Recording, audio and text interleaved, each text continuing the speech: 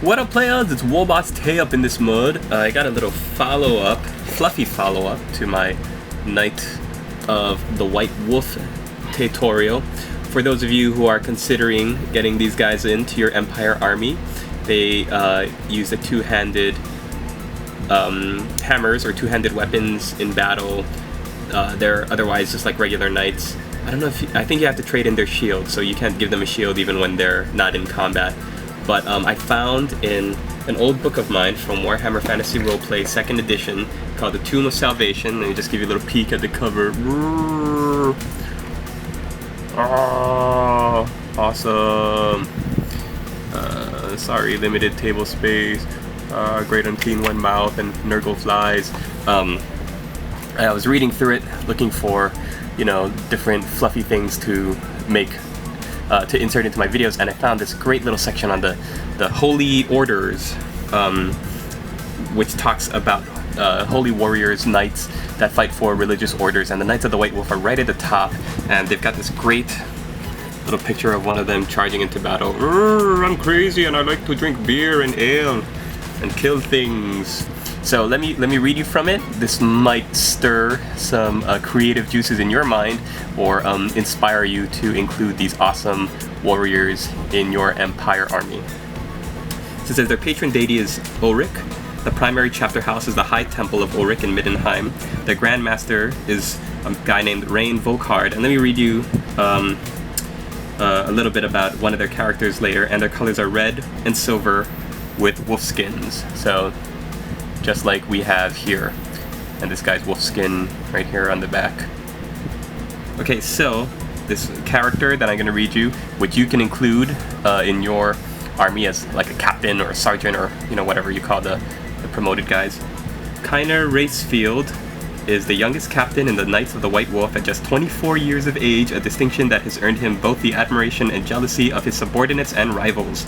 Kynir is the captain of Red Company, one of the prestigious companies of knights based at the High Temple of Ulrich in Middenheim. Kynir is viewed as little more than a barbarian by his fellow captains and is prone to losing himself to bloodlust in the heat of battle.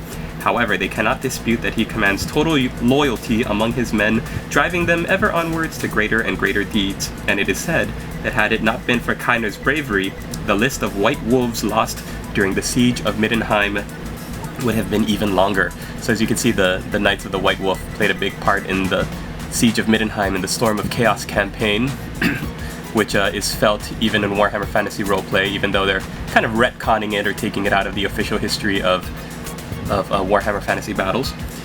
The Order, almost every temple of Ulrich, from the smallest of shrines to the High Temple in Middenheim, has at least one or two white wolves stationed in it. Independent chapter houses of white wolves do exist, but these are rare. The Knights of the White Wolf, or the White Wolves as they are more commonly known, are most famous of all the Templar orders, readily identified by their distinctive wolf pelts and their savage fighting. The Knights of the White Wolf are the oldest and the largest Templar order in the Old World, their founding dating back to the time of our Ulrich Vulcan over 2,000 years ago. The Knights' wolf skin cloaks, coupled with their long, often wild hair and beards, gives them somewhat a barbaric appearance, but in truth they are a highly disciplined and martial order whose presence at most of the significant battles in the Old World is a testimony to their prowess. So if that sounds like the kind of troops you want, then these are the savage and hairy men for you. Knights of the White Wolf are distinctive both on and off the battlefield. When on duty or in battle, the White Wolves dress in heavy suits of plate mail. Liqueured black or treated with dark oils. The guy's not liqueured black, but the known oil does give it a somewhat dark and oily look, so it's not shining, gleaming, and not like a Night Panther or a Rakesguard knight would look. Every knight wears a distinctive wolf pelt over his shoulders. And it is a rite of passage that every white wolf must hunt, kill, and skin a wolf with his bare hands in order to become a full-fledged member of the order. So, wow, with their bare hands. White wolves fight from the back of red barded warhorses wielding cavalry hammers instead of lances when they charge. When not mounted, they often replace these huge war hammers that they swing about themselves when not mounted, they often they replace these with huge warhammers that they swing about themselves in deadly arcs. So they have these cavalry hammers, and I guess when they get on foot, then they replace them with huge, large warhammers. White wolves are tasked with guarding the temples and the priests of Ulrich throughout the Empire and beyond. Units of white wolves may be dispatched on quests or missions, or they may be sent to battle marching as part of the army of Middenland to war, or accompanying a large Templar army on a crusade. So they would accompany Middenheim, which is an army of Middenheim, which is the blue and white that I've shown you before.